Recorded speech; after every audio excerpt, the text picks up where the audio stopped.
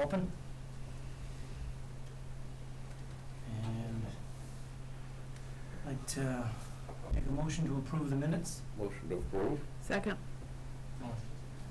All in favor? Aye. Okay. Guess the first thing on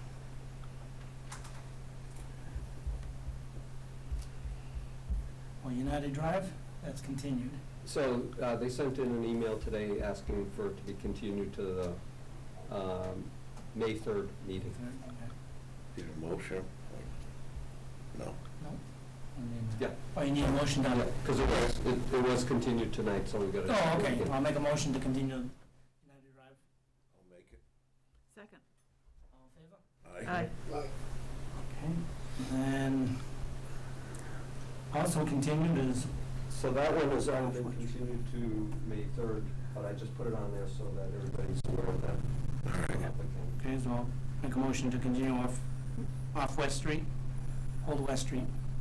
No motions needed. You don't have to? It's already been continued. Okay. All right, I guess it's Loop Drive then. Yeah, let me call up the plan. The certificate of compliance.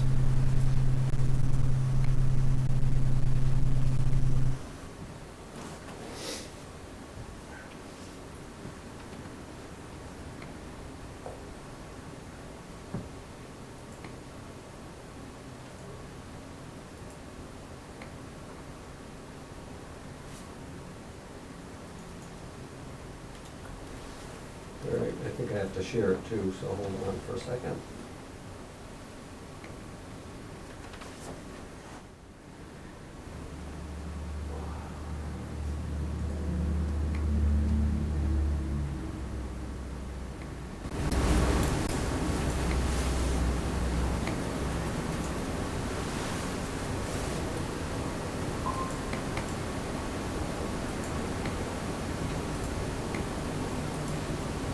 So here is the layout of Loop Drive. It's the street acceptance plan that's been reviewed by the planning board. Can you rotate it around, John? Yeah.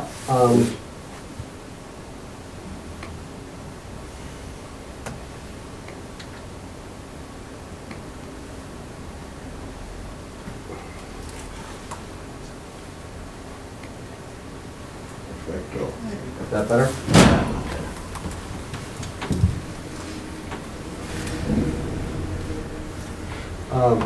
So this commission had issued a certificate on this in the past, but we had something like a $20,000 bond because of unfinished items on it. And we were holding it for either to be completed or get the bond. And so the developer who's here this evening elected to finish it rather than giving us the bond. So tonight's action is just to authorize release of the certificate of compliance that's already been issued by the commission. Everything's all set then? Yep. Was there anything that had to be done on your part, or it was just a formality? It was just items that had not been completed at the time that they requested it, and so they completed those. We've got a letter from the engineer. I saw them doing the fences over there, so. Yep. So the engineer has sent in his certification that all that work was done. Good. Yeah, I'll make a motion to give the certificate of compliance. I'll make that motion. Second. All in favor? Aye. Now, does that also release the funds that are being held, John? That will come at the end of the meeting where we sign the warrants to release them.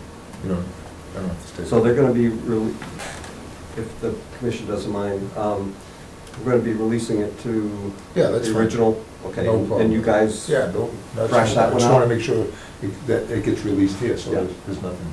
Yeah, so that's going to be done under the invoices. Okay. Okay. All right, great, thank you very much. You're welcome. And the next is 373 Preston Street for the certificate. He's still not done.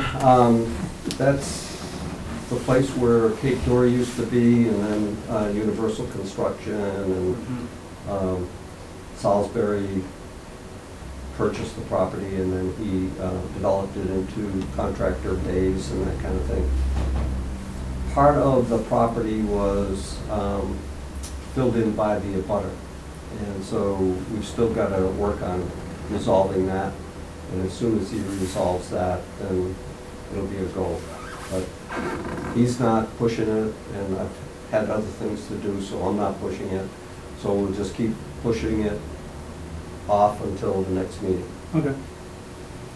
So that would require a motion. Yeah, I'll make a motion to basically continue it, right? Yes, yep. To Any- certificate of compliance. Any date or, no, don't make a motion. Second. All in favor? Aye. I just keep putting it to the next agenda. Yeah. So that's what I'll put in this. The next one is 71 Sunset Ave, an extension of a minor project change.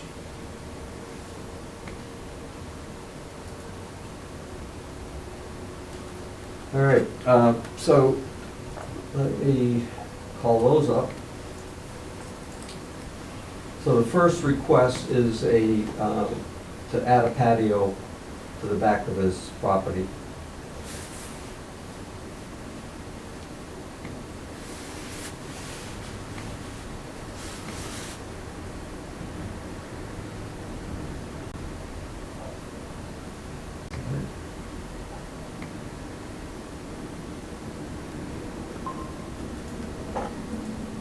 So he's outside the 100-foot buffer. That's what this is here. So it's really not in our jurisdiction, but it is a change to the approved plan that did have other things within the 100-foot buffer. And I thought it'd be prudent to, while we're at it, because the next one is within the 100-foot, to approve the patio that he wants to put in behind his house, because it wasn't shown on the original plan. So it's just more or less a formality to, in case that someone said that wasn't the plan you approved. Now, by issuing a minor project change, it will make that valid. So he's putting in a block patio. This is the type of block patio he wants to put in, the fire pit. I'm sure sometime down the road, a pool will come or something, and but this is basically all he's doing it right at the moment. So I would recommend issuing a minor project change on this. Why doesn't it make a difference? It's outside the 100-foot buffer, so the wetlands are over here, Yeah, and that's the 100-foot buffer. So it really isn't in our jurisdiction. But again, because the lot and some of the activity that was done to build the house is in our jurisdiction, and it's small, too small to be a stormwater jurisdiction, because it's less than 5,000 square feet. okay. Thank you. Yep. I'd like to make a motion to 71 Sunset for an extension of minor project change. Motion. Second. All in favor? Aye. So, Okay, that's the first one. The second one is, oh, supposed to stop sharing that. I hope I did.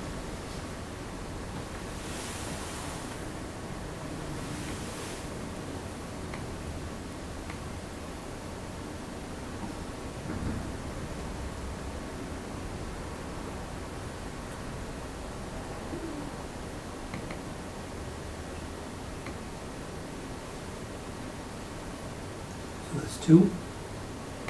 This is part two.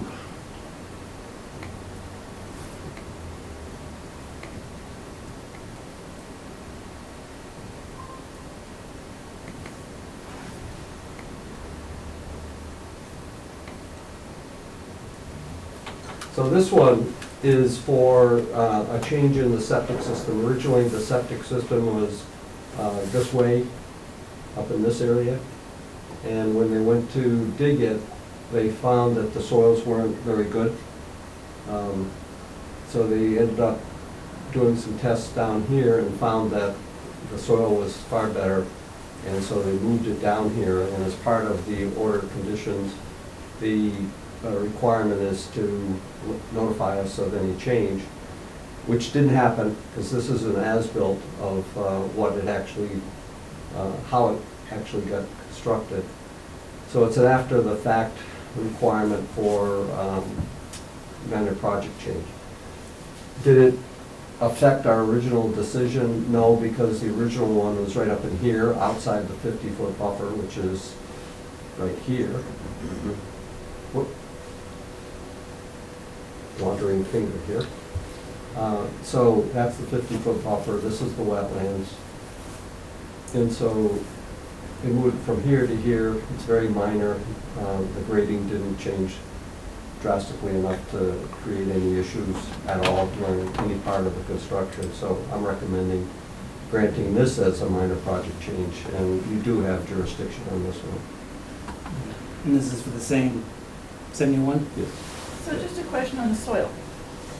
So it wasn't good enough up over there, but so how much better was it down here? A lot more gravelly, and there's a lot more clay up towards the other one. And what happens when an engineer does a test pit is they'll dig a hole, and it's generally, let's say, 6 foot wide by 11 foot long trench. And they observe what they see, and they take measurements of what they see in that pit. Then they move over 30 feet, and they dig another one. And they log that in, and what happens quite often is the soils get jumbled when the glaciers came through and the melt out from the glaciers deposited the soils. And sometimes it deposits a little bit of gravelly material here and then clay right 6 feet away from where the guy dug the hole. So in Title V, it requires you to dig 4 holes and do 2 perk tests in 2 of the 4 holes, and you should have a consistent soil evaluation for all 4 holes. So quite often, the engineer will dig 2 holes and get great soils, or at least perkable soils, and then digs 2 more, and it's kind of similar, but maybe not precisely the same. And the local approving authority will say, well, that's fine, or not, depending on the circumstances. I wasn't there to see them, so I can't say why anybody thought those 4 holes, if they dug 4 holes, were good. So the contractor comes in to dig the excavate out to install the system, and when that contractor sees that the soils are not consistent from one side of the area to the other, he may call for the engineer to come out and say, what do I do? And have the engineer instruct them on what to do. And so the Board of Health oftentimes gets involved, and I think this is what happened in this case, where they decided to move it because they found better soils southerly of the original spot. So if everybody does a very thorough job, this type of thing shouldn't happen, because if you're not getting consistent soils in all 4 holes, you've got to dig some more and identify where they are consistent, and then you wouldn't have this problem. So again, I wasn't there, I can't say that anybody's to blame on this. Sometimes it's the fact that the engineer digs here, then 30 feet away digs another one, and then 30 from that, so you get a big area, and in between it all changes for some reason, the way the glacier deposited the soils. That could have been the case, that they just had 4 spread out far enough so that in between where you would normally place a system, it wasn't consistent. So the contractor threw up the flag and said, we've got a problem, and they straightened it out by coming out and looking at the other areas for soils. Typically in our area, there's a ridge of glacial till, which is usually really dense type soils. And on the slopes that go towards the wetlands because it's higher up where the house is in the street, typically when it starts coming down the slope towards the wetlands, the glacier melt water deposits the sands and the gravels, and then you get to the wetlands. So quite often, the best place to do your test pits and your septic systems are within 100 feet of the wetland, because that's where the glacier washes out all the sands and gravels on the southeast slopes in our area. Sometimes you find it on the southwestern slope, and you might be lucky, but I found most of it's on the southeastern slope. Did I answer your question? Yes, absolutely, thank you. But in this case, so we have to trust when we're passing this, that whoever, you weren't on site, so we have to trust that whoever tested. So the Did Board of Health on the septic system has the oversight on this. And if it was a Okay. stormwater system, then I Okay. would want to have been there and made some comment if it was the stormwater, but it's septic, so we don't have, We don't have a say anyway. no. Oh, well, But the guy putting it in actually stopped the project because Yeah. he saw something different, so that was it. okay, But the only say that we have now is, do we agree After the after the fact that it was Yeah. moved? okay. Gotcha, thank you. Yes. Make a motion for 71 Sunset Ave for a minor project change for the septic system. I'll make the motion. Second. All in favor? Aye. Okay. So the next one is 586 Manley Street for a permit violation update. Is there anybody here for that? All right, this is the contractor's yard way up near the solar field on Manley Street, almost all the way up to the Brockton line. At the last meeting, I talked about the fact that they provided some evidence that indicated the length of time that they had been in violation, which turned out to be 50% of the original fine notice that went out. So that's what they were offering. I sent him an email that indicated that the commission is willing to accept the offer of a 50% reduction, provided the site comes into compliance through a normal permitting process. I haven't heard from him. It's not that he's avoiding us. I think he's just trying to figure out how he's going to come up with $71,100. So we'll put this on the next agenda, and by then I'll have an update, but I was hoping to have one for tonight. Okay. So it's just Just a discussion. informational. Yep. Okay, next one is 389 West Center Street. Anyone here for that? Discharge. Septic discharge, All storm right. drains, violation discussion.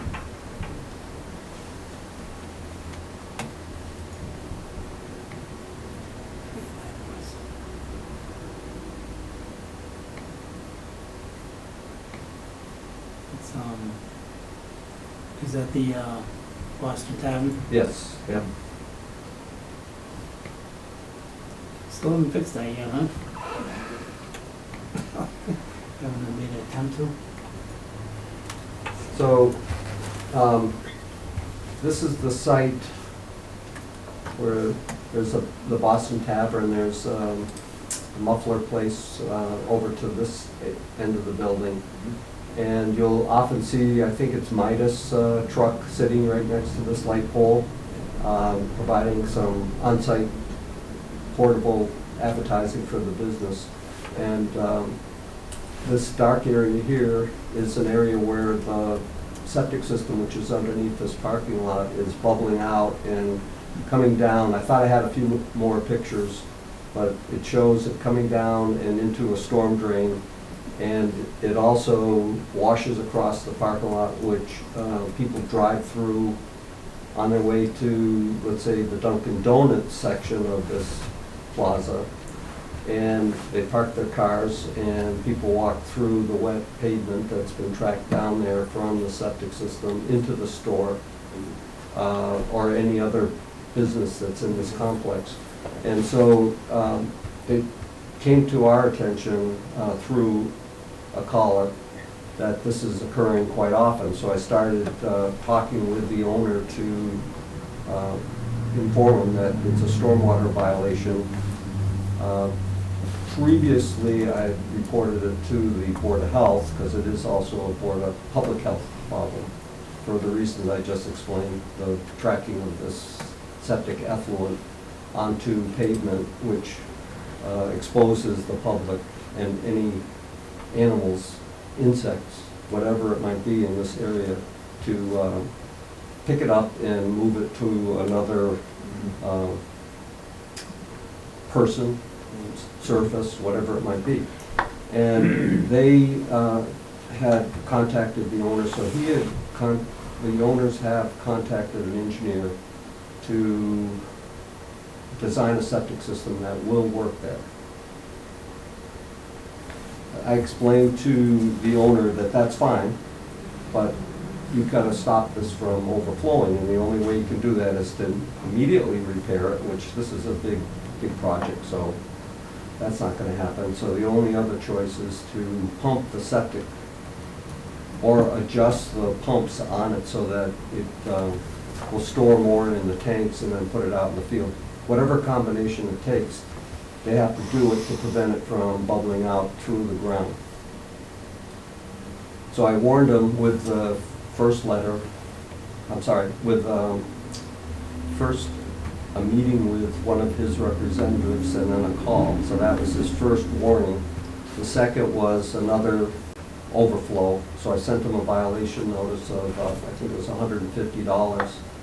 And it's happened again, so I sent another notice for a $300 fine. And he hired an attorney to try to negotiate some way to deal with this problem. And for the life of me, I think I would spend the money pumping the septic. I'm sorry, I'm not going to say anything because I don't want attorneys coming and saying, what are you trying to do? But there's a business decision to make here, and apparently Shut down the plaza? it could happen. Is Yeah. it, so that septic is for that whole plaza? Yes. Okay. People are walking through it, moving, that's familiar with That's the what other one we Blight had, is. yeah. Yeah. So he is asked to give him time. And so I told him I'd come to the commission and say, how do you want to handle it?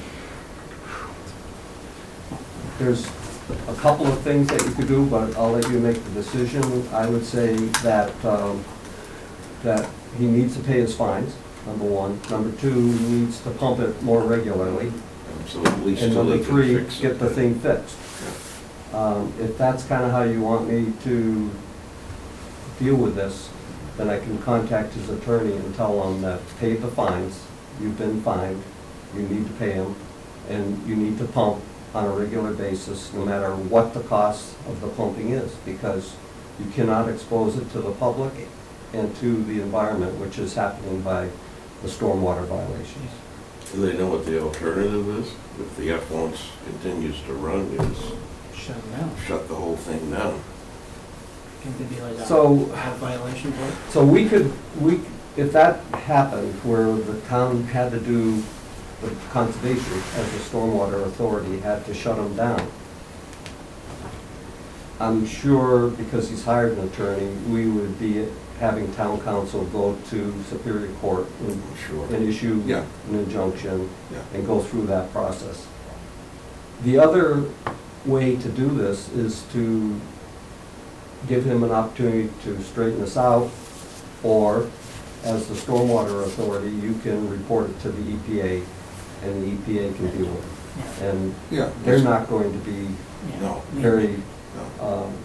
understanding. I would say he's just gotta pump it as soon as possible.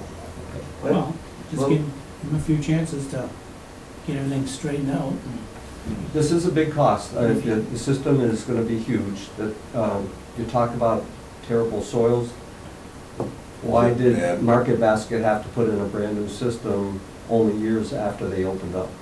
Now, there's That's true. a number of reasons, partly for maintenance of the system, but the soils up there are so lousy that I don't know how a septic system can be How put in. old is that plaza? I mean, it's pretty old, isn't it? Yes. Yeah, it's quite a few years old. I would say also if we go with the first, with the option of letting him pump, not just say regularly, but say more definitive, how often. Yeah, that was fine. What is the regular? What is I mean, regular I would mean? suppose that would be a study of sorts, like, Glad Acres, weren't they doing it like every 2 days or almost every day, right? Yep. They get to the point where it's so bad Is that that- they had to was keep the- pumping it. I had restaurants as well, and Yeah. and a lot of usage. So they fixed it, yeah. That was a big cost, but. Yeah, so I think, the first option would be right? So there's no relief on the fines. No. He's got 150 Okay. plus. Right, I mean, Not a huge this has been amount of going- money This has been either. going on for a little while, Yes, so. he- and the public is making complaints, so It's I've not been just trying to us. respond to them to show that we're listening. Yeah. But you can only delay this so long before the public starts to make noise to other Sure. entities, Sure. the selectmen. Yeah. Hmm. I agree. And we have to at least show that we're doing our end of the bargain. Does the owner understand the three options that you presented to us tonight? No, I don't think they realize that, that we could go to court. Maybe his attorney told him that, but I don't think they realized that we could report it to the EPA, which we might have to do anyway. And then make it just the other from there. I don't think the tavern would be too happy. I don't think any of the places No. would be, no. So in order to construct this, almost like market baskets, they went up towards what was the old hair salon, which is Yeah. now the Jiffy. Yeah. Jiffy Lube. yeah. They created a whole big space by eliminating parking for the term of the construction project. This is what's gonna have to happen here. They're gonna have to eliminate parking. And that's gonna be a burden on the businesses there. Yeah, but I mean, it's better than shutting down and not being able to have any. What's business up at all. back? They don't have the space. They have a part of the building goes out there, and they don't have the space for it out there. I'm sure the soil on it, any better out there. No. Okay. So, the fines will be required, pump it, or more fines will be coming, with no relief. I mean, that's what the attorney was asking, is for the Yeah. commission to be understanding that this is a costly proposition. And if you understand that it is a costly proposition, but still want them to pay a fine, I'll let them know. And then I'll explain that they can go to court and they can deal with the EPA. And if that's what you want me to explain to them. I didn't want to, especially when there's an attorney involved, I didn't want to speak on your behalf without letting you tell me how you want to proceed, because if you didn't want to go that route and it did cost the town money to fight this, you'd say, well, what did you do that for? And as long as you're willing, Well- I'm I willing. mean, it is a big project, and they can pump in the meantime, we'll take care of that But I think, situation. Yeah. You could pump every day and As take long care of as this it thing. keeps it off the surface. I mean, if, as a town, one of the boards, I mean, if somebody gets sick over it, Well, they're you're gonna be right. looking at us going, well, how come you didn't do anything? Or any other board of health, they're gonna be doing the same thing, so I think this will probably kick them to get it going a little bit quicker than, just give me time. And it's been going on for a little while, so I think time's up. I will explain that to them. Again, I just didn't want to Yeah. speak without your authority, even though you delegate that quite often. This is could be a serious matter. Is there, can we set a deadline to hear back on initial plan or proposal and stuff like that, or? Well, my thought was that, that I would send him a letter and say that any additional overflows will be subject to a fine. And we'll keep fining him, which will accrue after a while. Probably more than what it was gonna cost to pump it. So, it's gonna be immediate. I mean, just don't have it happen again. I don't care if the system goes in next year, as long as they keep the stuff from coming out of the ground and exposing the Either environment. that, somebody gets sick and they'll sue them. They're Yeah. gonna be paying money You're for that, doing so. regular maintenance on those systems. You can see that starting to happen, couldn't you? If you do. If you If you do. don't, yeah. Unfortunately, too many of these systems are not what we call the advanced treatment ones, which do require periodic maintenance. Yeah. I think the new one that's going to be put in will be an advanced treatment system, which has, by virtue of the DEP approvals, a requirement for periodic maintenance. That's when they will see it. But this is an old pump to a leach field system with no advanced treatment or anything like that. And so it was what we call a standard septic system with a pump system. Yeah. It's in the ground until it comes out bubbling. It's Doesn't out work. of mind, and who cares how Yeah. it's operating. Hope it works. So, how will he know when to pump? Will only have to bubble up first and then he'll pump? So it will be, how will he know how So- often to pump? The pumper knows how big the tanks are, Okay, and so if they pump it today and they come back tomorrow and it's bubbling out of the ground, they know they gotta pump it twice in that 24-hour period. really? Or they may only have to pump it once every 2 days, but it'll be determined based on what the pumper will see in the septic tank. Okay. So maybe, yes, they might say, well, let's give it 2 days, and then, but I think they know. I think Yeah. they've been pumping, they know when it's bubbling out.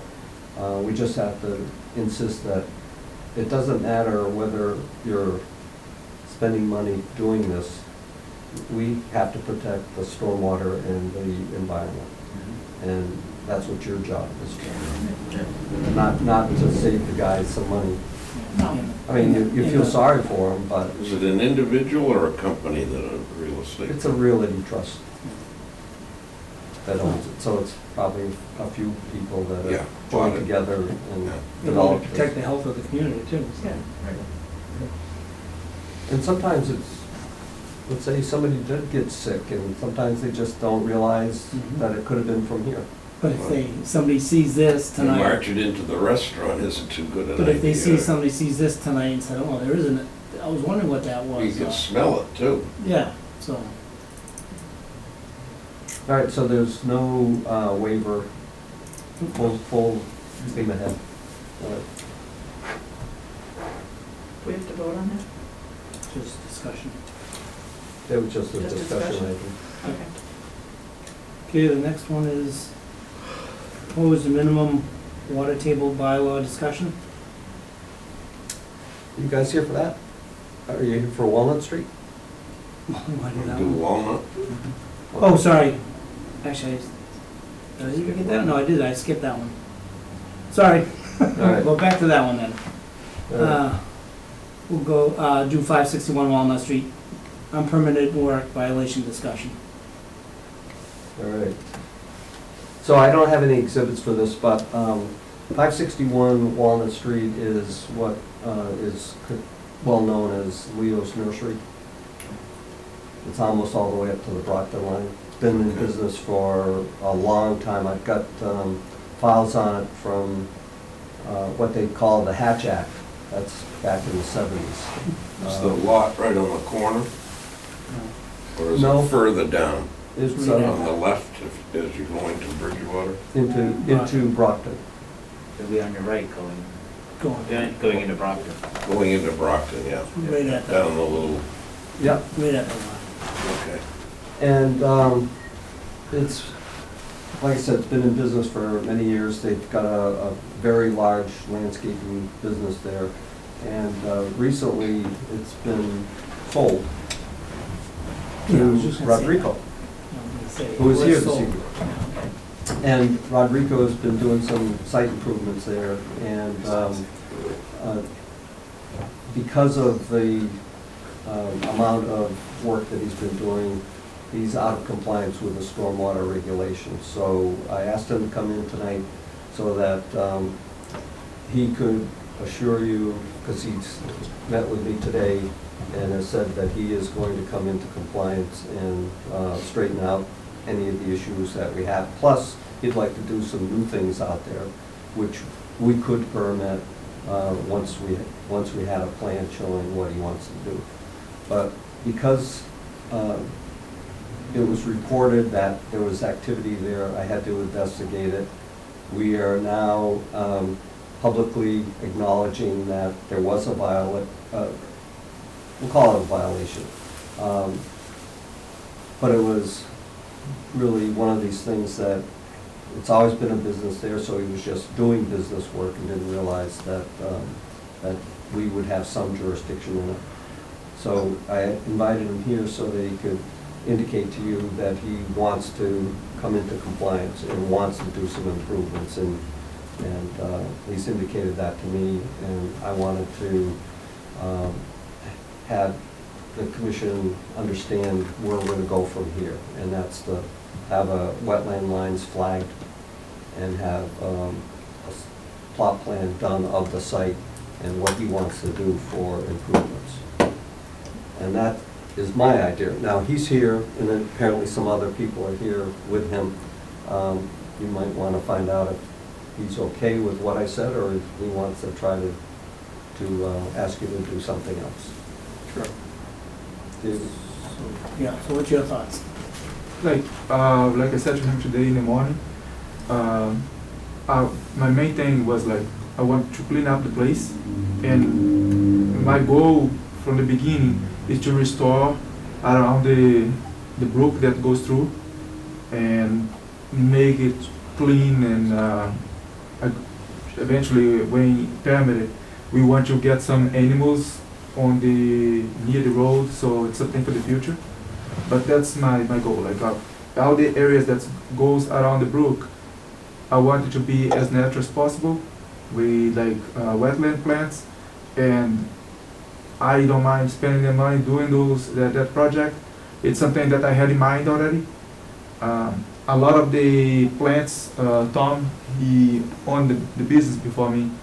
A lot of the plants that are still there, like they are in B&B, like I didn't move them yet. So the area has been used for plant storage, has been used for material storage like mulch, wood chip piles, and he used to screen room near the road. So we took it out of there, and I didn't bring any material to that area. So the thing I did, we removed the piles of tailings, and I spread the wood chip and the mulch, because the mulch was there already. But because it was mixed with dirt, I couldn't reuse it. So I spread the mulch there. I spread a good sized pile of wood chip that was near the road. But we didn't remove any plants, but I even placed some boulders near the water so we don't go there. I hired someone to flag the wetlands. Oh, good. And I was gonna go through the process to do all these. And I said, I'm gonna just move these piles. And then like, because I don't wanna use that area for the business. We have a big yard that's enough for us. So I just want to make it conservation area and eventually a farm area. Like farm, I mean like more like exposition, not for meat or anything, like goats and alpacas and chickens, Like but just corn for, or something? no. More like, so kids goes in there Oh, okay. and they can see the animals, that's all. Yeah. Now that, like the mulch piles, is they like the black, that's all dyed, is that, There is dye, is that considered, like if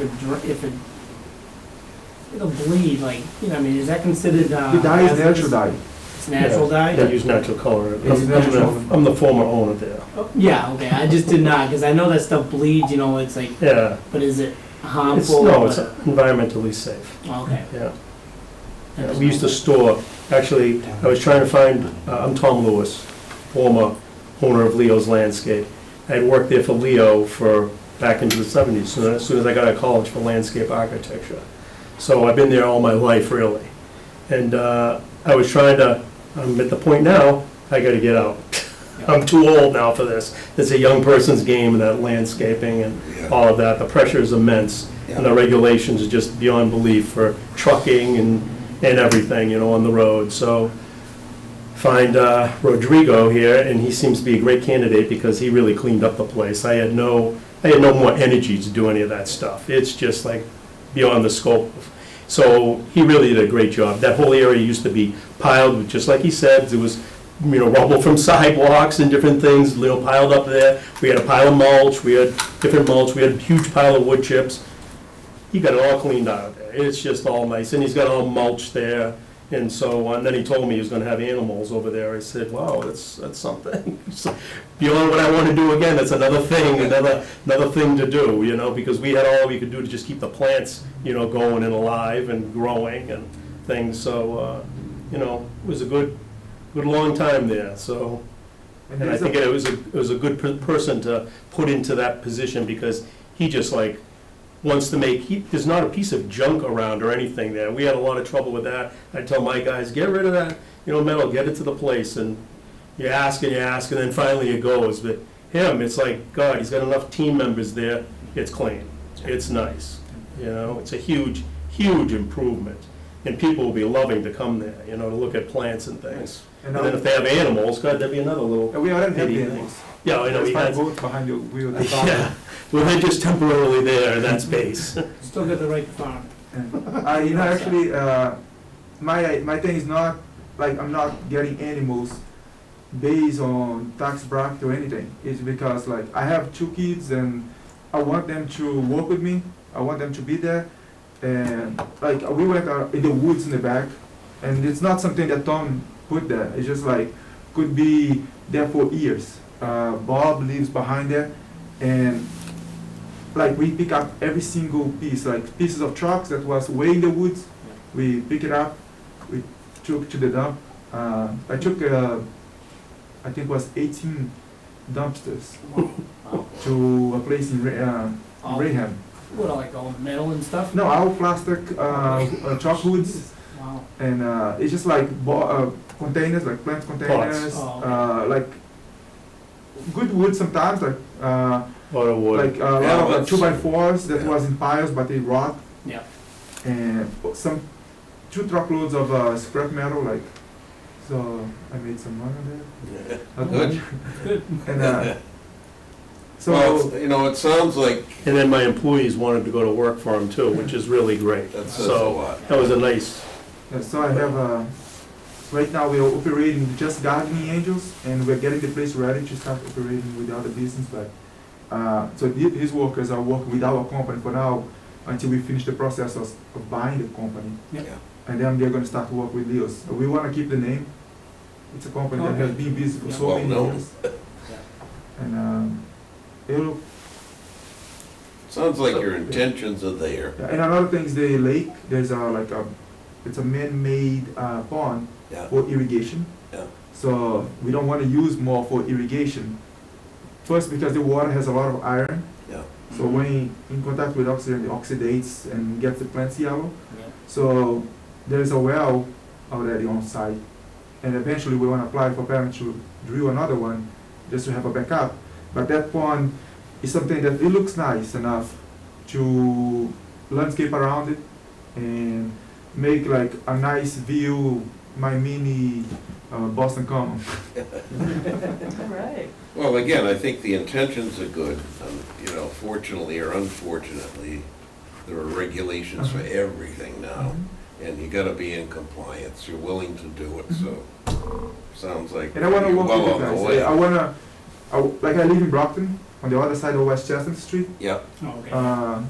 And it's like, it's so close, and like I want, like I go to church in Avon, and I said to my wife, we're gonna go to church in West Bridgewater. So I start being part of the community yeah, somehow. yeah. Uh, Good, good. Because it's like, for me, I came from another country, but like for me, community, like my family, Yeah. I want to do things for the people here. Like I know a nursery is a business, it's gonna make me money, but also it's gonna give back to the community. Yeah. So I think what it all boils down to is I did a lot of historical aerial photography research, and I can see how the business had been using that area that Rodrigo has done some work on. So it's not like it's brand new, or virgin woodlands that he Right. disturbed. It was a work site that he has been working in. So the majority of what I saw that needs to be done is some erosion control barriers set Yeah. up so that while they're working the site, they don't get the muddy water into the brook and the wetlands. Right. And he understands that. So I think it's a matter of just getting the process into compliance. He already has hired the engineer, and the ERC is the wetland expert that's been out there and flagged. So he's on his way, but I wanted, again, because it was a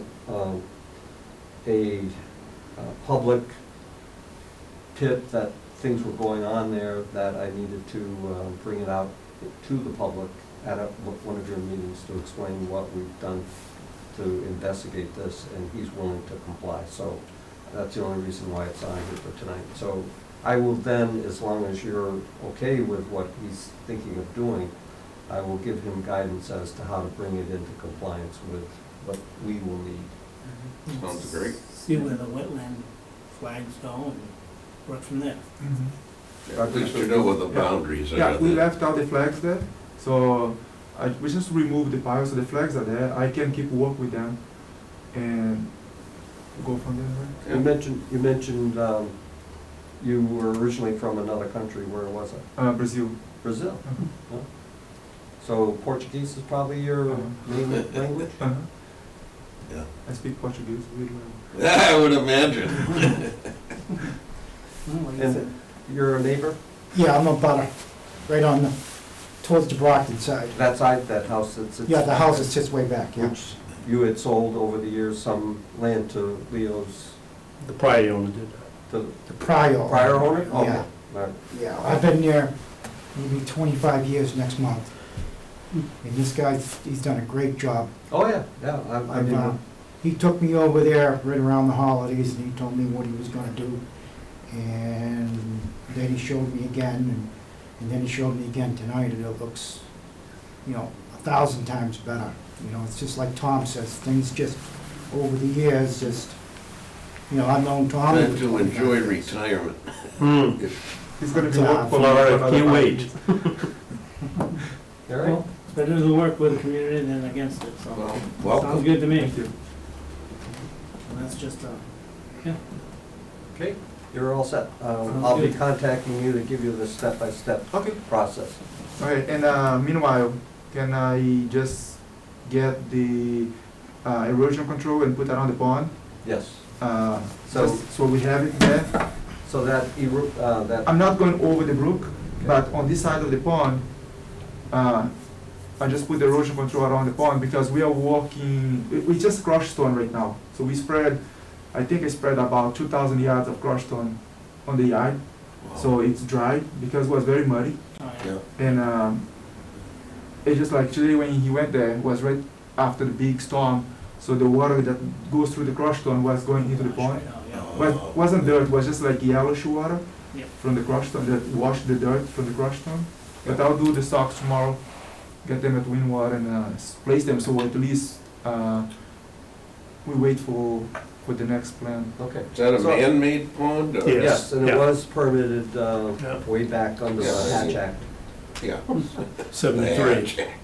And are we waiting for anything, any paperwork on that pond for our closing? Or Yeah, you have an outstanding certificate of compliance in attorney residence, Hmm.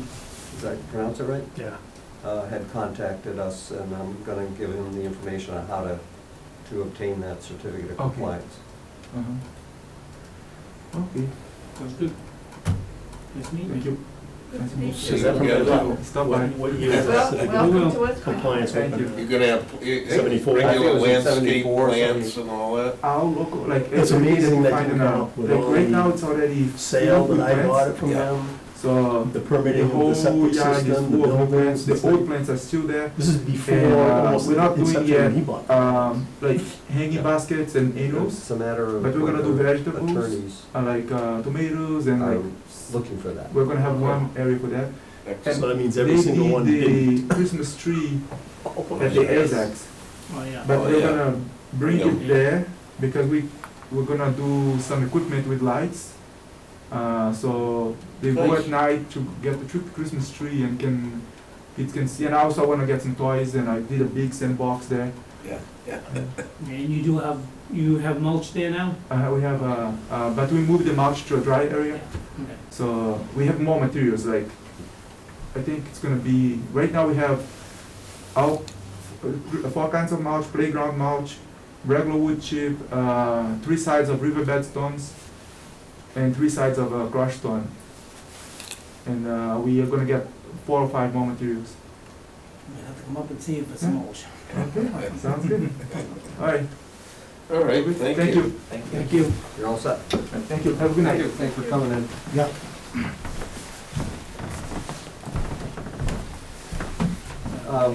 I know next on the agenda is the proposed minimum water table discussion, but if I could just talk to you about Skin Milk Bridge. Yep. 2 years at annual town meeting a couple of years ago, 2 years ago, the town meeting voted to take $17,500 from the CPA funds and use that money for a structural evaluation and a National Historic Register nomination for the Skin Milk Bridge. The CPC, the Community Preservation Committee, has used a consultant, J.M. Goldson, to do administrative type things for the CPC. And they're allowed to take 10% of what comes into the community preservation funds to do administrative work, such as creating requests for proposals from consultants to do the structural evaluation, to do the historic nomination work. And they ended up billing us for $5,737.10 to work up these proposals to give out to about a half a dozen engineering firms. And that money came out of the appropriation at the town meeting June 29th to 2020, which then only leaves us now $11,762.90. We have 2 contracts that the commission approved and the Board of Selectmen just recently approved that total $22,300. $17,500 was supposed to come out of the CPA funds, and $4,800 was supposed to come out of a grant from the Taunton River Stewardship Council. It turns out that the Stewardship Council can't give us the money until we have an invoice to pay. And consequently, the town accountant can't sign off on her part of the contract to show that we have money in the town treasury to pay for this when we're gonna be $4,800 short. So we're gonna be $4,800 short, and that means we're not gonna be able to get the contracts out.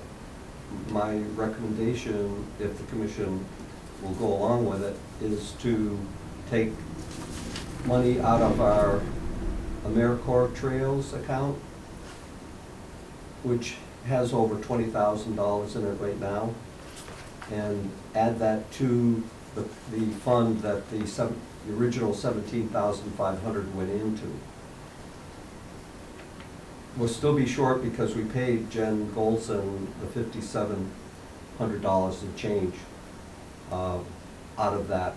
But as accountants go, if you switch accounts, take money from one account, put it in the other, there's no change, just a different fund. And so there is available fund money in the administrative portion of the CPC that can give us back the $5,700 and change. So we'd be good for just coming up with $4,800.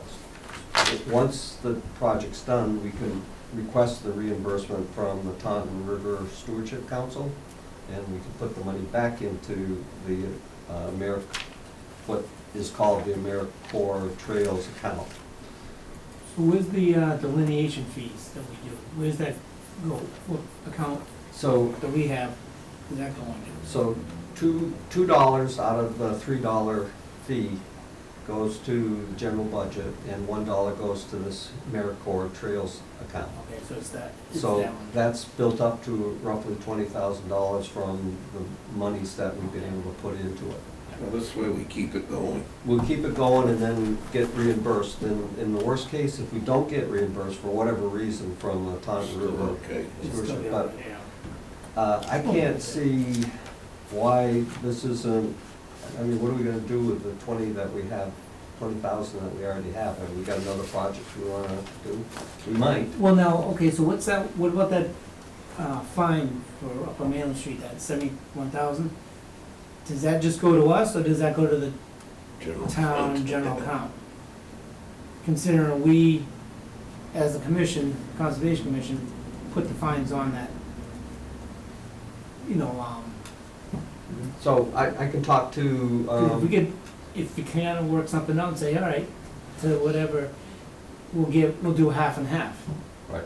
See what they say, is like, hey, you know, we made this, You want a piece of it, right? if you shouldn't have to take all of it, considering if we're making money for both us, in case we need money for this situation for stuff, here's half, we'll give you half on everything that we do.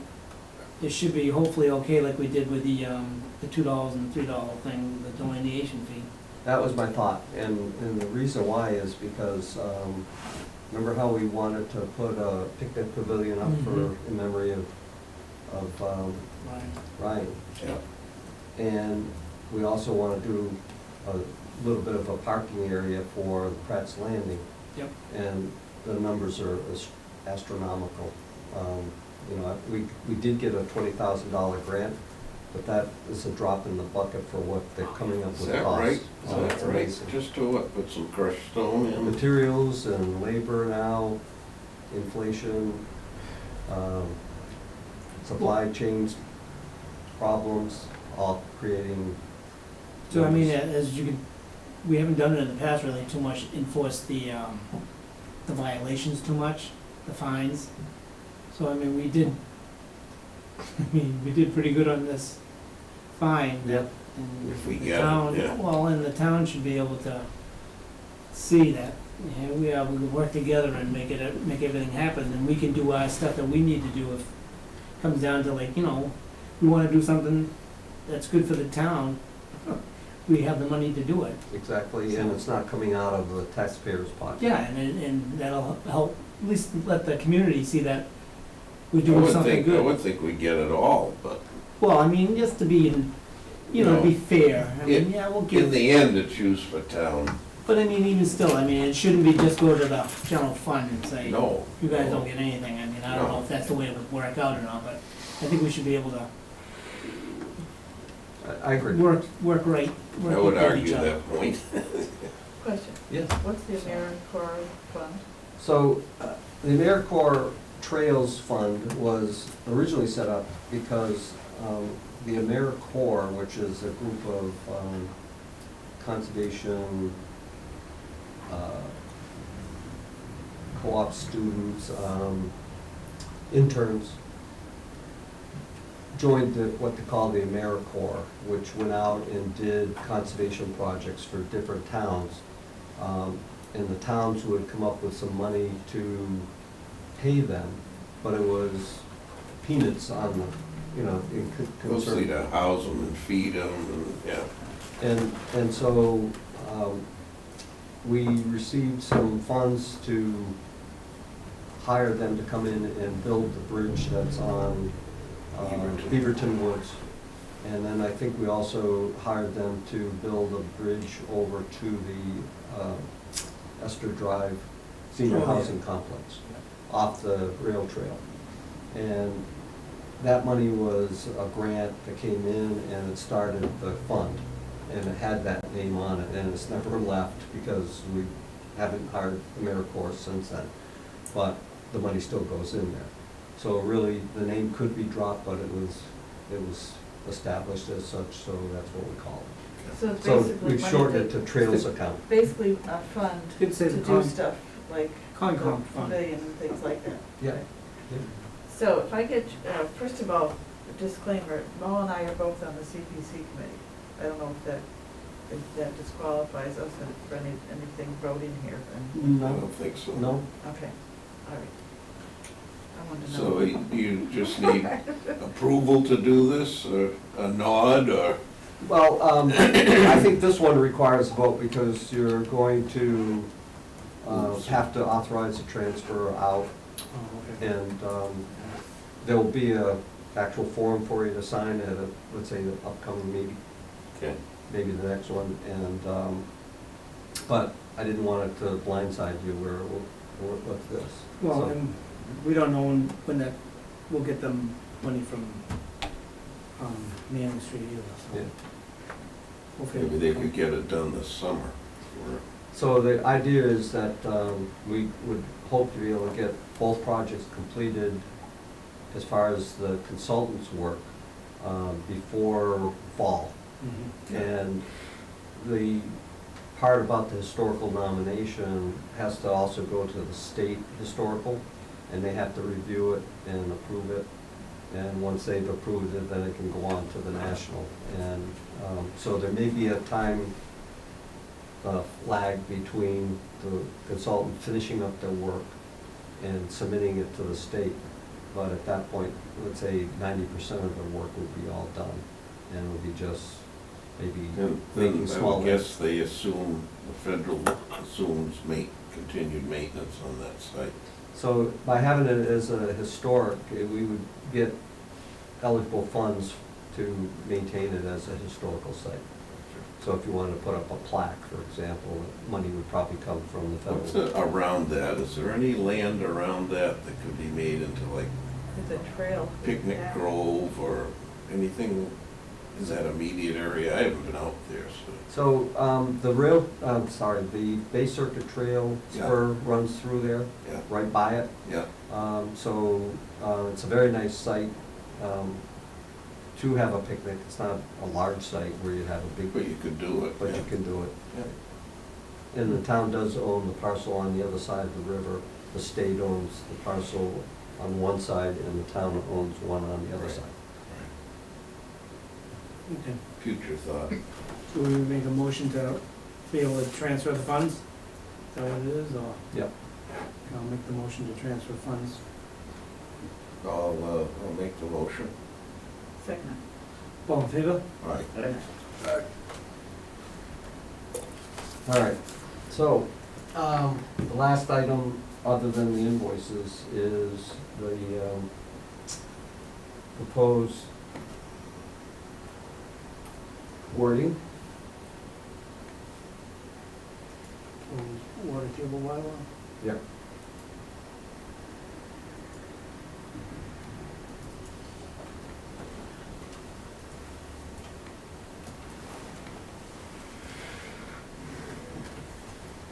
I think that's it, yeah.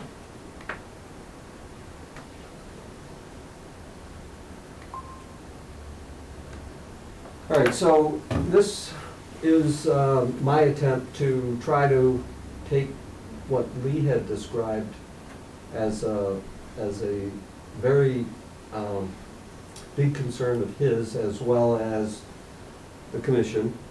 We've talked about it, but never really have done much about this, but at the last meeting, he mentioned it. And I tried to rationalize how we could make someone consider their land unbuildable and have the authority to say so. And then the other item was, we were talking about possibly requiring people to put a slab foundation rather than a full foundation.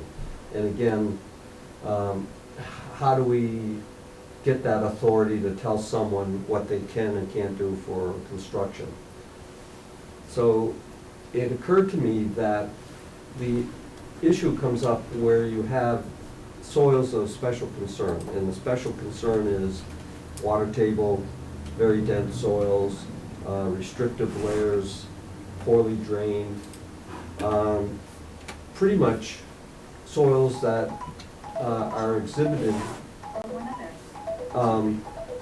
at Lamppost Lane, at Lamppost Estates.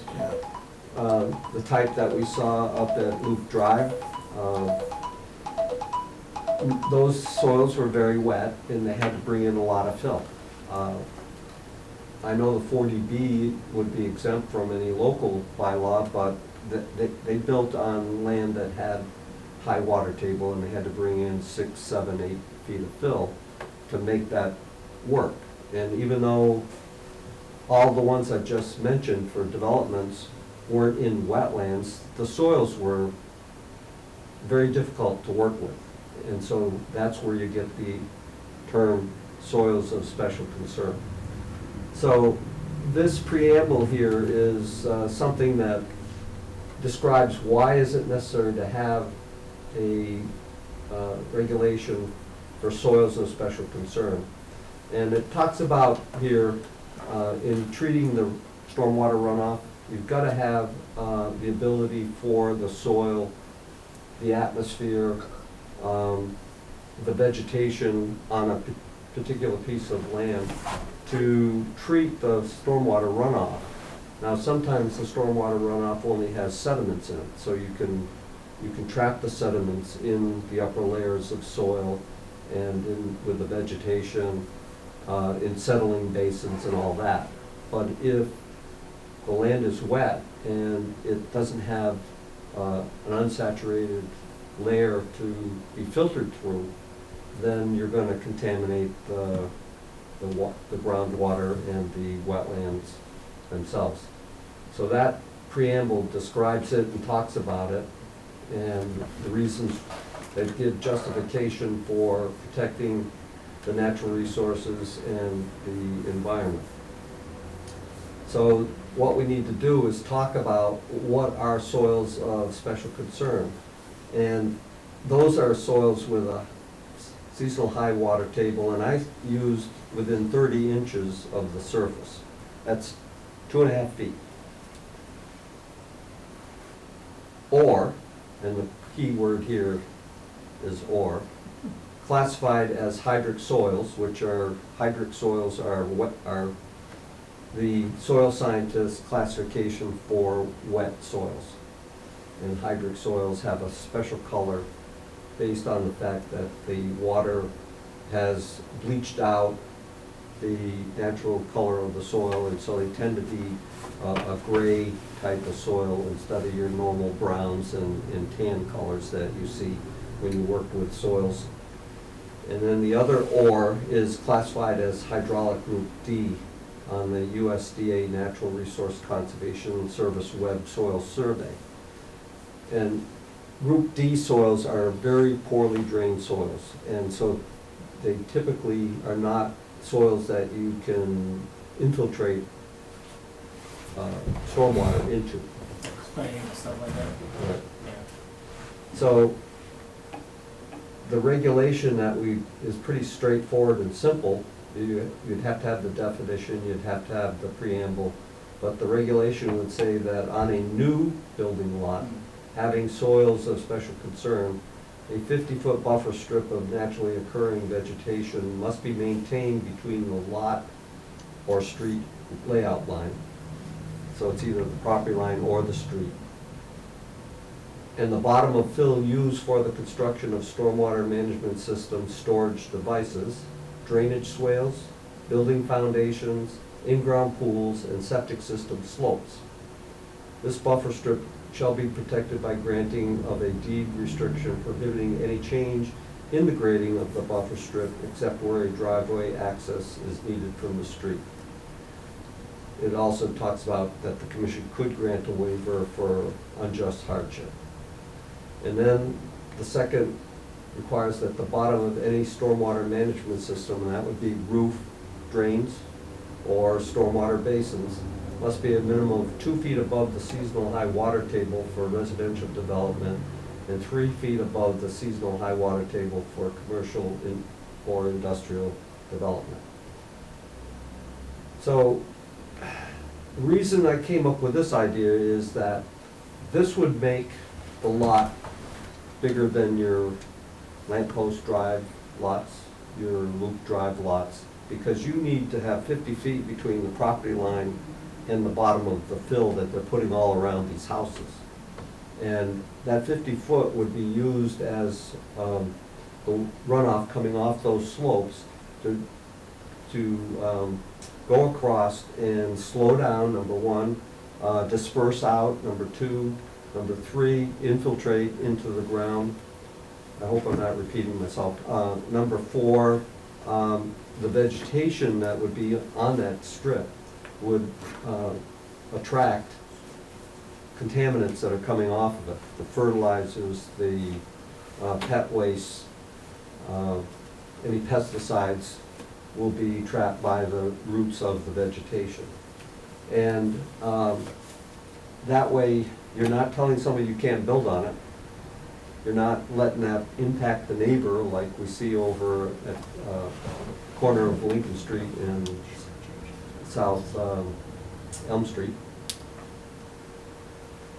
You're not prohibiting them from building on it.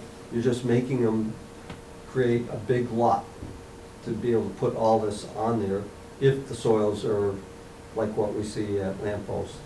So an engineer would say, well, how do I know what it looks like? So I'm going to stop sharing this and bring up something else. Are you seeing this at home, Steve? Yes. Okay, good. So here's a typical map of an area, and I picked Lamppost.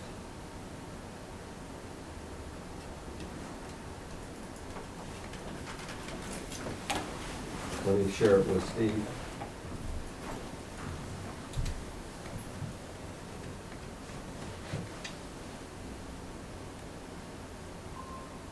So this is 325 Lincoln Street, which is the existing house that was part of the Lamppost subdivision. The roadway comes in here, goes up into a cul-de-sac. It doesn't show on this plan because this map was before Lamppost. And then all the lots that come off of it.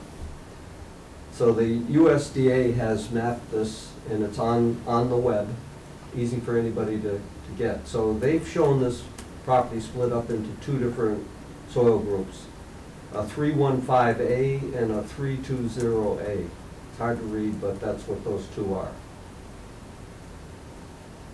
So an engineer who is contemplating doing a subdivision on this property would call up this map, it's available to any engineering company, and see that we've got two different soil groups. And a lot of them do this already, by the way.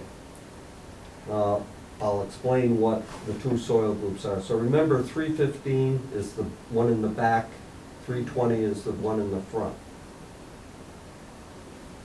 And if you recall, the contractor who's building the house, right as soon as you come in on the right-hand side, and the thing sits up like Mount Everest with a lot of soil all around it, is in this 320A soil group. And the one with the detention pond in the back that they could put a diving board off the deck of that house and jump right into the stormwater basin is in this area right here, which is 315A.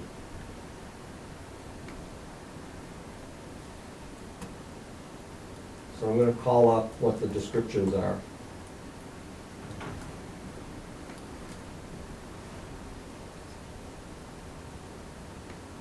So this one is the 315A soil.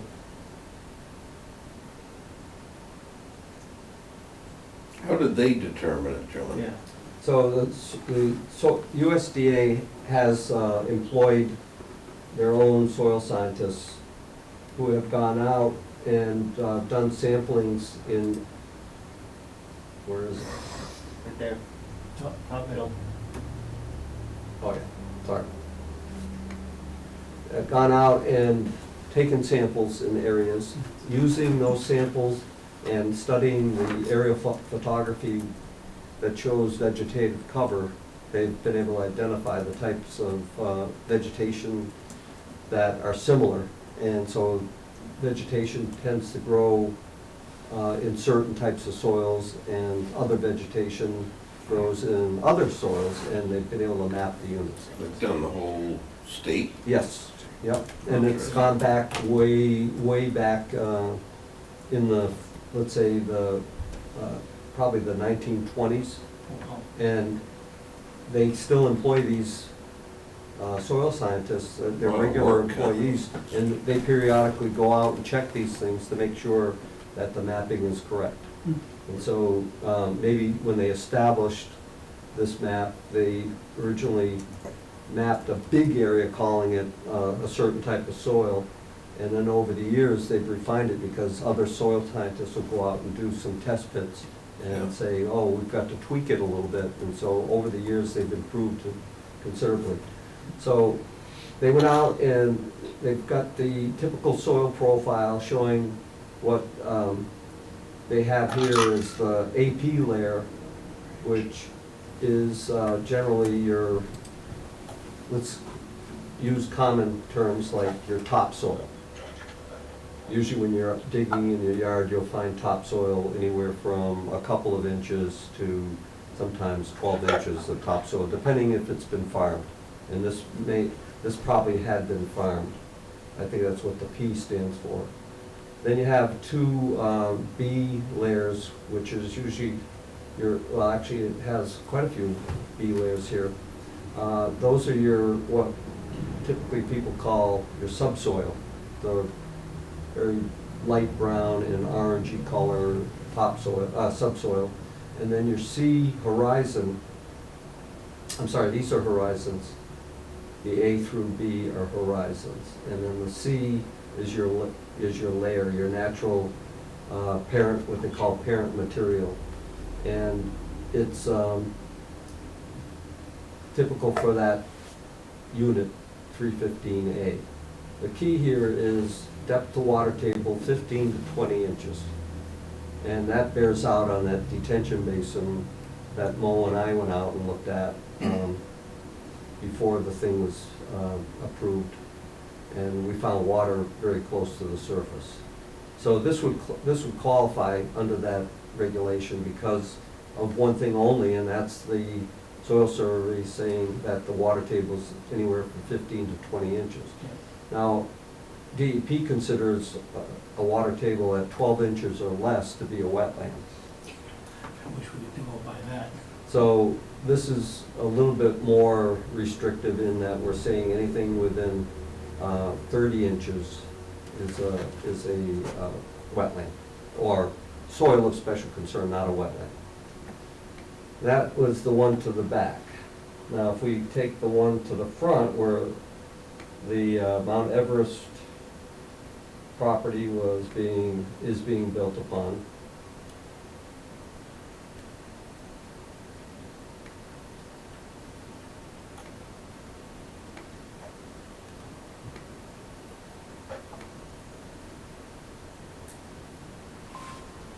this is the map 320A, the unit 320A. It has a depth to water table of 12 to 29 inches.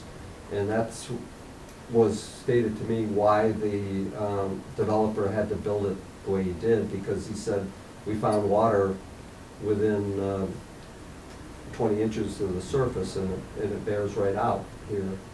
And so this particular subdivision was approved quite a few years ago, I think in, could have been 2017, I think it was. So it's something that we can't change now, but any new subdivision, if you do go along with this regulation and we have a public hearing on it, will require the engineers to use a little bit more ingenuity in laying out the lots, because they're gonna have to think about the soils, that lot shape factor that we have on our Appendix L in our stormwater regulations that requires 18,600 square feet of usable land that's not part of a 50-foot wetland buffer or easements, drainage easements. Along with this, you're going to have the engineers try to conceptualize where a house would go, what kind of fill we're gonna need, and they're gonna lay out the lot lines accordingly. And they'll come back to us with plans that we should be able to say, well, this is a nice layout. And with it being a bigger lot too, would it help kind of like not be able to build up the lot as much Well, for a if house? you have a big lot Yeah, and you put a pimple in the front, in the middle of it, yeah, because you gotta stay 50 Yeah. feet from this side and 50 feet from this side and 50 feet from that and that, it's gonna look kind of really terrible. Yeah. So what they're gonna need to do is they're gonna need to feather out that grading to make it look less like a pimple and more like a little knoll. so it'll be a little least better looking than, Yes. you said, you know, like the. The price just went up by $500,000. Well, I mean, but it'll help, because that up there is just, like I told, and I was talking, explaining to John, I just thought of this idea, not to be like, he said, we're not here to try to tell somebody what to do with their property, we're just trying to here to help protect a little bit more of the wetlands, and especially the people that live next door, neighbors, because I mean, if you look at that house that's right there now, I It's got a mean, swimming pool there. there's no privacy. And they're looking at the house way up here, and it's like, to me, it just isn't fair to, they just bought that house. And if we can just kind of like level it out a little bit to the point where it's, like John had just said, now we'll make it a little bit bigger and hopefully get the pimple down a little bit. Make it look a little bit better, and maybe even eliminate, instead of 6 houses or 7 houses, down to 5 houses, to be able to make them fit in there a little bit more. You think they'll challenge it? They could, and by the way, you hit the nail on the head, Mo. Yeah. You can have a subdivision with crap lots that go for $200,000. Yeah. Or you could have a nice subdivision where you're not gonna have these postage stamp lots that go for $500,000 per lot. Right. And you're gonna make up the difference in the fact that you're going to get the same amount of money for the land, they're just gonna Well, be. people will buy them, there's no doubt about that. And if they buy it, they'll be happy with it, whereas if you buy the one that Lee's just talking about, they're not gonna be happy with it. Because they're gonna probably buy it when, as was said earlier this evening, Yes. it's gonna be dry. Well, it's gonna be dry during the midsummer, but what about the rest of the year? It's the thing I November just say, through You don't May. get it. Look at last year, through whole July, the amount of water that we got. And I wish, although it's not going to happen, I wish that it could be extended into the 40B category, because that's what all the builders run to the 40B to eliminate all like- this. Like, I mean, more money to help, I guess, the real estate. So they're still gonna get For their money. everybody. If you buy a piece of land Yeah. that's 3 acres in Sure, size, just be more expensive. you're gonna sell it for more, and people are gonna put up a nice home on a piece of land that has room Sure. enough to do it, Sure. and they'll be happy with it, whereas these people are not gonna be happy with those lots. They're gonna eventually, I'm thinking that eventually they're gonna be saying, well, how come I can't put a shed out back? How Exactly. come I can't put an in-ground pool? And like he had said, that some of these people are buying it unseen. Oh, yeah, it's such And that demand. first one that's got the Such detention area demand. there, or whatever, that's already sold. So, What did it sell for, do you know? He said, So I every- said 5 or something, he goes, no, 7 to 8. so every lot went for $230,000 roughly $230,000 a lot, just the lot. Yeah. Then the builder comes in, builds on it, Yeah. and then they have to get their markup. Yeah. So you're talking about 7 So easily. look at And he- Scotland, those aren't cheap homes up there. It'll bring the real estate up for everybody around, but Yeah. you gotta be able to, these people, like you said, I don't think there's gonna be a lot of complaints down the road. And we can't, all we can say is, hey, buyer beware, and you bought it, it's not our problem. It's such demand, you know, people aren't And thinking. that's what he said too, he goes, there's no place to live. He goes, you can't buy houses. Right. But the real important thing to remember is that preamble, which all the things we just mentioned does not show up in that preamble, because that's the side effects of what we're trying to do, is people will be happier with their Yeah. lot, the value of the property will be greater, but the prime reason for it is written in that preamble, that Yes. it's to properly treat the stormwater Yeah. without impacting Well, the you're right. neighbors. Take 1,000,000 homes, just as a number, and if the soils, if the runoffs aren't treated, that's a lot of damage. If they multiply all these homes, 1 or 2, you might say, well, but And also, you'll be able to, hopefully prevent some houses that are being built now, like the one on Scotland Street, like that guy that put up that addition on the garage. oh, across the street. Shouldn't have yeah. even done it, and like I said, like I told John, I mean, I don't even know how those houses, they shouldn't have even been built there, because they're just like mound. They're up on Right, big mounds, mound. yeah. And this guy just came in and filled in, and that, I wish, in the beginning, when you first said it, we had made him take all the fill out, but that was just my opinion, and I didn't agree. Everybody, you know, thought the guy was gonna be good, but he put a garage, like he said he wasn't gonna do. Now he's got a porch. It's bigger than the house. Yep. And now the guy in the back, the neighbor of his that came in and said, I don't care what he does, that's fine, I just don't want water in my yard. I go by every day on the highway, and there's water that's been sitting there for the last month Really? in his backyard on the corner, and I feel bad for that. And so this is gonna hopefully help protect the neighbors, or prevent that from happening with subdivisions later on down the road with anybody that think they can go in there and, oh, I'm gonna put in a garage, or I wanna put in something like a, whatever. Well, then you could. Well, yeah, then you'll be able to, but, I Yeah. mean, it's, hopefully it'll, that's my thought. I mean, I don't know, that's what I was just thinking, and Well, no, I I don't know how you guys feel about it, but No, I'm John in did a good agreement. job of. Yeah. Is that a town, meeting bylaw? No, this would be part of the stormwater regulation, be another appendix in And this. how do you vote it in, just So- us? So, yes, so what we do is we, once you have a chance to review it a little bit, Right. let's say next couple of meetings, Right, we finalize it, then we can advertise it in the paper that we're gonna hold a public hearing to create the regulation. And under the stormwater bylaw, you have a right to create regulations, to administer the bylaw. And so that's your authority to, does Create a town reg- council review that? no. That's the way of getting. There's And- just no legal challenge to it, that, I mean, we can do what we want. Yeah, and then if somebody wants to, take you to court because they feel it's overstretching your authority, then they would have to prove why, and that's why the preamble is so important. Yeah. Not for,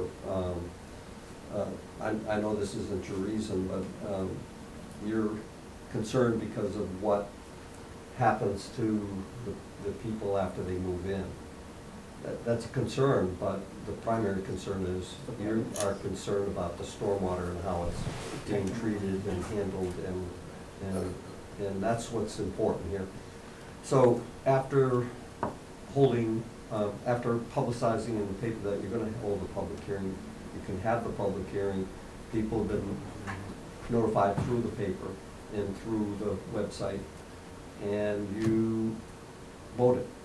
And once you vote it, it becomes effective. Yes. Okay, I'm hearing this from my own way I see things.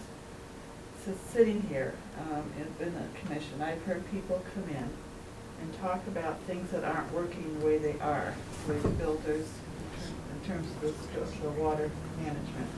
They're getting pooling. Some people are having to run their septic tanks all the time. So that means to me that the soil is not working like it's supposed to. Because like around the foundations, right, if there's too much water, it will go around the foundations, that's where it will go, right? Yep. So if we do like you're suggesting, does that mean, I gotta visualize this, that they can't fill it up high like that anymore? Yes, they can, but it has to have enough land so that when you fill it up, you're not shedding it onto the abutter. So what do you have to do? You have to do more of it? Yeah. Feather it out. Yeah. Feather it out. You have to do more fill. Well, no, well, to a point, but it's gonna be a bigger lot. So you could possibly, like, instead of 5 houses, you get 3 houses. So it's gonna help prevent, I don't know. It'd help prevent the sharp slope that leads from the house right to the property line and impacts either the wetland or the abutter. And it provides an area for the stormwater to pick up its contaminants and then deposit it before it gets into the wetlands or onto the abutter's property. Instead of flooding and washing out areas into the neighbors or into the street, just washing out because there's not enough. But it doesn't say anything about how deep you can put a basement. No. You have- The water table. True, but you gotta go at least for the water. I mean, that's to the point where I was thinking, like, I had said something to John and mentioned it, I don't know if you heard, but to prevent that from happening. But then, like John said, is like, then that's when you're telling people you can or you cannot do what you want on your property. We don't have the right to do that, but this is just something to help more or less to prevent, more or less to help with the environment and to help neighbors when you go to put in a subdivision or a house, depending on where it is. You know, if I came in and stuck one right where the landing is, where your house is, stuffed it in there and built it right out, and the water just kept on flushing out, and just say it like would wreck your lawn or flowers and stuff like that, that's not right. Even though you could do it, it's not right. Now this would help prevent that from happening, because you gotta have the land to be able to do it, the size lot, and it'll help protect you. Okay, so the size lot would have to be Bigger. a lot bigger. So the unused portion of the lot already, based on this, would be 100 feet. 50 on this side of the house, 50 on this side of the house, 50 in the back, and 50 in the front. So you wouldn't have a retention pond right up against your neighbor. It True. would be 50 feet in, Yeah. minimum. And that would be the base of the slope, if it's a Yeah. raised berm, that would be the base of the slope for the pond. If it was a sunken one, but in these soils of special concern, you're never gonna get one in the ground because they're all, water table is so high, you gotta keep it 2 feet above or 3 feet above the water table, depending on what the use is. So all of them will have a berm of some sort, and that bottom of that outside berm has to be 50 feet from the property line.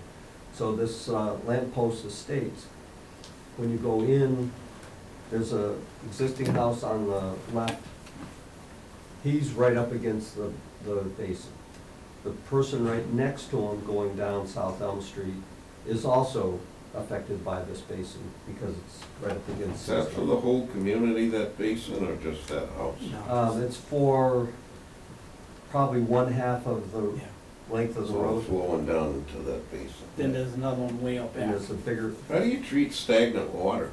I mean, what's to keep mosquitoes from the breeding? sun, the air, oxygen, the sun. So it won't necessarily breed mosquitoes? Oh, it will. Yeah. I mean, Yeah, that's the other thing I was Yeah. hoping to help prevent is from Yeah. not having to do it, but there's nothing to Yeah, really do right in about his it. backyard. But that could, yeah. But, you know, a lot of people complain about standing water being mosquito breeding grounds. You're due on the grass on your lawn is a breeder for mosquitoes. And as long as that moisture near the base of the plant stays there, they can lay their eggs in it and they breed So I mosquitoes. didn't realize See, that. you could do it with the grass. Yeah. Yeah, So, well, when you walk out there, so what happens with a basin, and I don't agree with him that they can go and mow that I know. stormwater basin, because that's a drainage basin, not a lawn.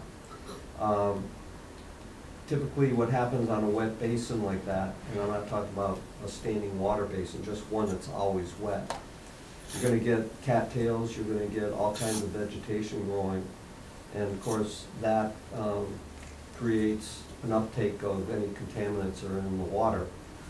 But it also provides places for small invertebrates that love insects. And so quite often you'll have frogs and other types of species that will actually eat a lot of the larvae that gets growing or deposited or bred in the water. So there are things that will counter, there's always a balance. No matter how hard we try to upset that balance, there's always a balance. So my belief is that you won't get any more mosquitoes in a basin than you do in a vegetated woodland or lawn area, that you're still gonna get the mosquitoes. The other thing is, that 100-year stormwater thing. Okay, so Sunday morning, I was over to Hanson Farm for sunrise service, and Mr.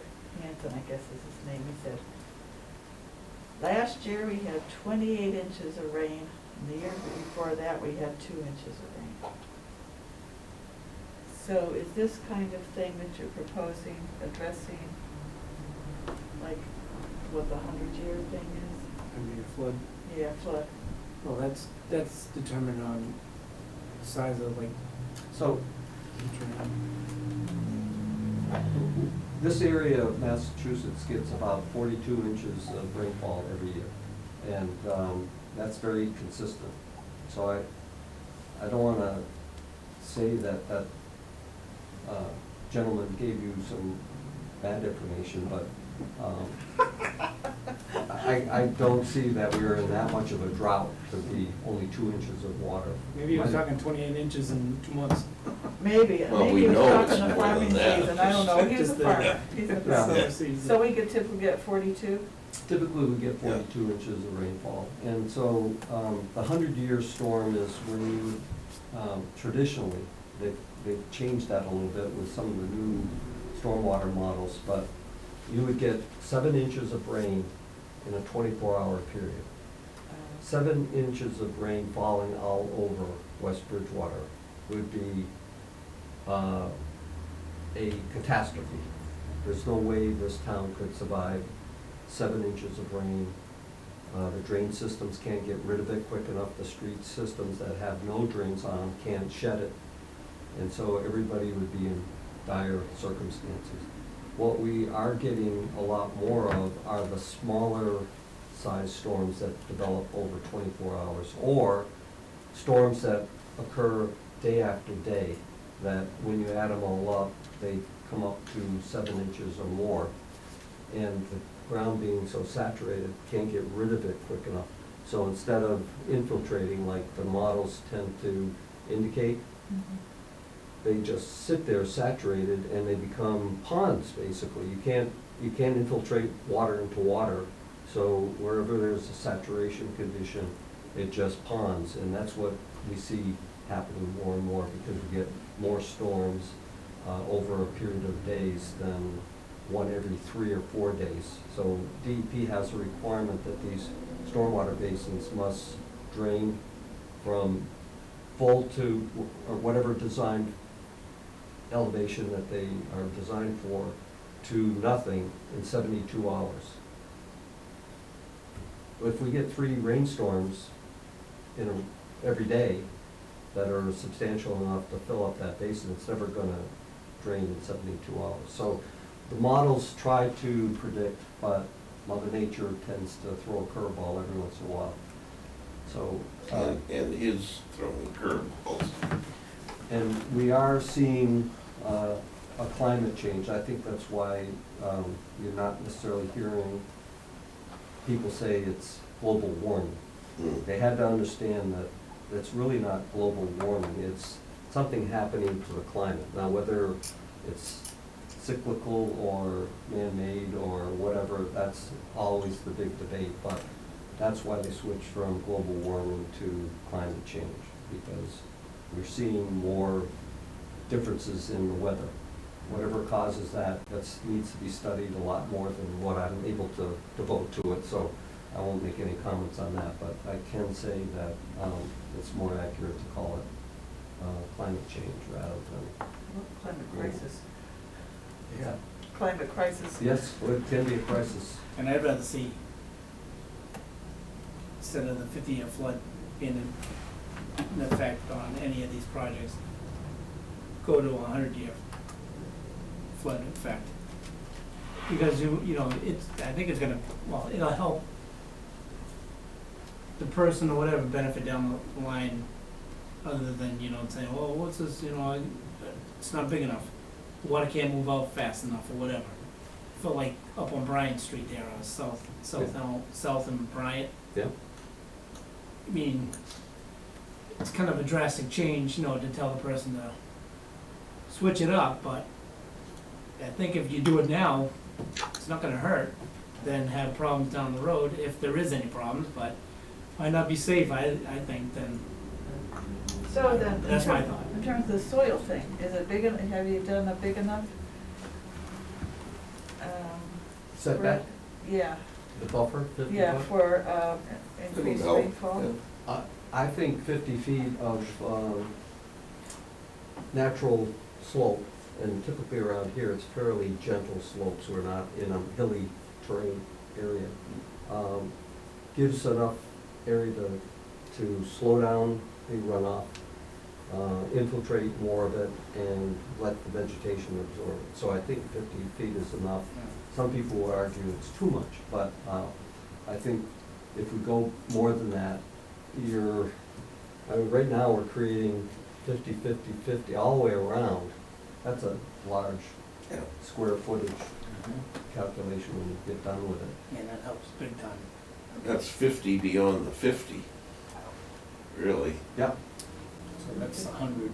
100 Yeah. feet. Okay, Which is, I would just check So- to make sure it's Great. big enough. If you like this, Yeah, I'll leave it as it is. If you think we need to tweak the, let me go back to the,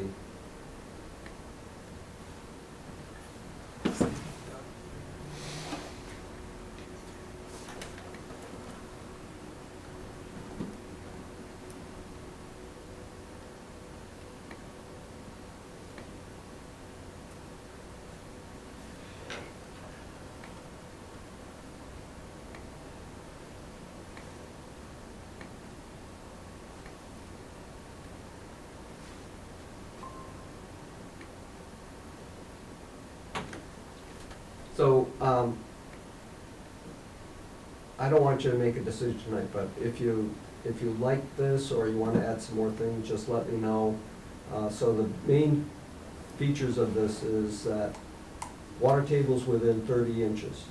You could say 24 is enough, or you could say 18 inches is enough. It's up to you, but I use 30 as a good starting off point. And I find quite often in this area, your first 2 feet of soil is sitting on a restrictive layer of some sort, whether it's clay, glacial till.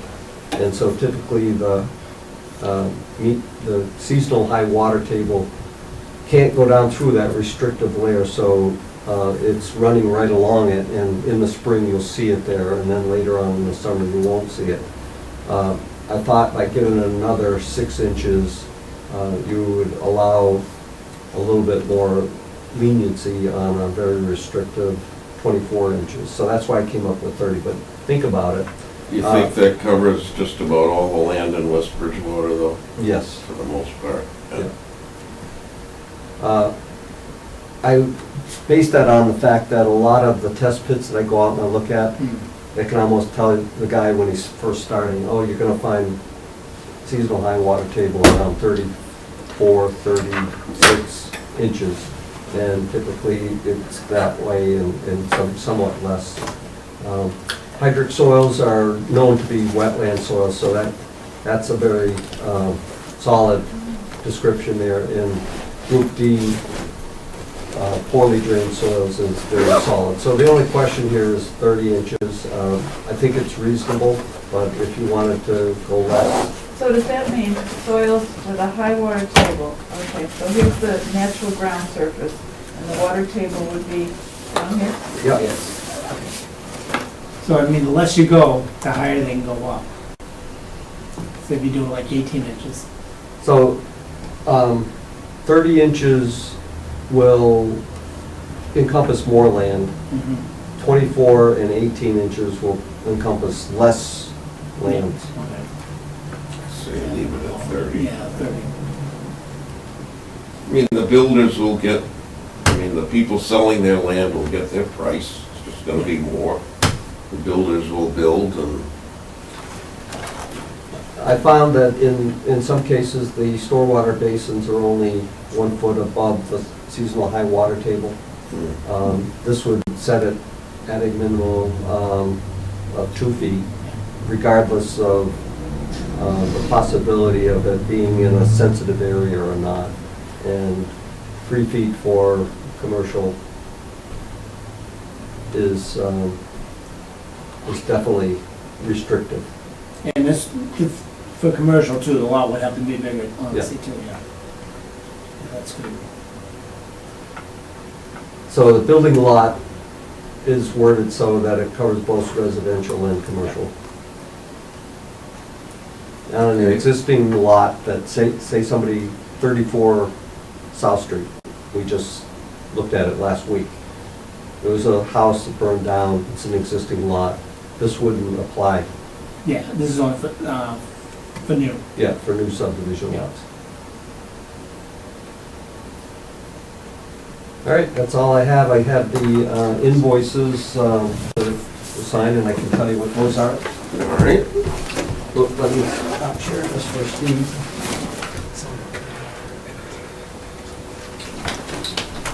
So we have a invoice for WB Mason for e-cartridges for the copier machine, and that's for $962. We have a surety return for Silver Eagle Realty Trust for lamp posts, Loop Drive, number 1 Loop Drive. They never came back with any, remember we gave them the option of coming back with an individual plan? Right, so he They just never- went and put. They just never did it. He put the same fence in all around.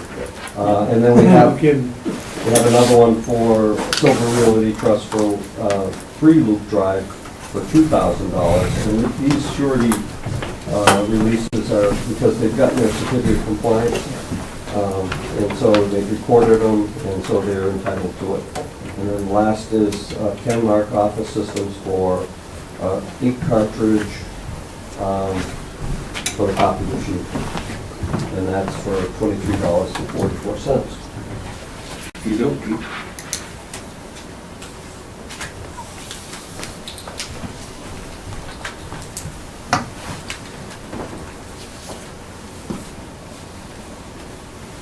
John, thank you for doing all of that work. Sure. Bylaw. Not too bad. So I'm not signing then, right? You can. It's just, my name's not on there, so. Oh, I see. Sorry. Wonder why she's using that for. Okay. Well, that one, this one does have my name. I can sign this one. This one does too. Sign it off. You can just Yeah. sign on the front. Put it on the side, yeah, I Sign don't out think to the you- side, as long as you need 2 or 3. for the, 3. for the meeting, 3 for the meeting. Well, no, that's 4. Four. No, so. I'll sign, I mean,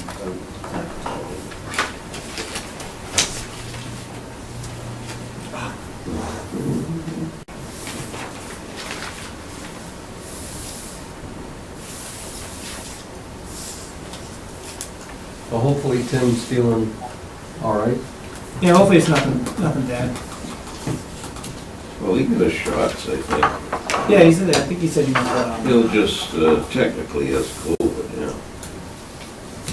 So Rebecca from Silva Engineering was in today to pick up a certificate of compliance for the Wow. farm. And, oh, really? and so she had COVID a week or two ago, and she came in, and she had come up the stairs, and she was really breathing hard. Oh, And really? I said, "Are you all right?" And she said, "It's just, it's very hard because of what COVID did to her lungs, and she, still has difficulty breathing." See, that's the scary part, yeah, permanent damage. Well, that could affect anybody.